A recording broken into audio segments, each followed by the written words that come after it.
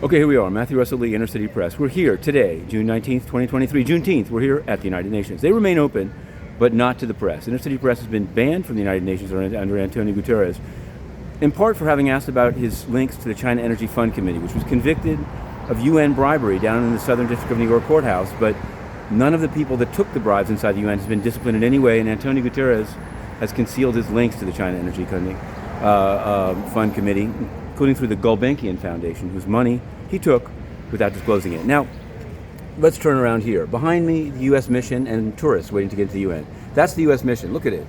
It has no windows on the bottom floors. It was created in a different time. But the U.S. mission and Antony Blinken, the Secretary of State, today in China, cravenly getting beaten. I mean, the U.S. State Department put out a readout in which President Xi said, "I trust that you will become more productive and more positive, Mr. Blinken." And he didn't say, "What about you? What about the balloons? What about, like, the Uyghurs?" He didn't say anything. He said, "We can work together. Let's work together." Absolutely craven. And the sad part of that is this.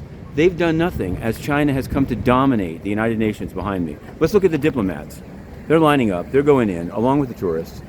China has not only purchased the Secretary General, but has bought the head positions at numerous UN agencies, including, planes, the maritime, the whole kit and caboodle.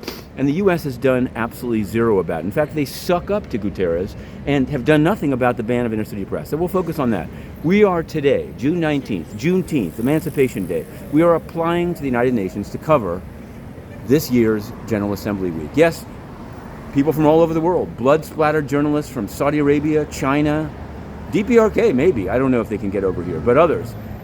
They're all allowed in. Nobody checks them out. We covered it for years. Only under Antonio Guterres have we been banned. Well, this year we're applying, and we're going to wait, and then we'll see.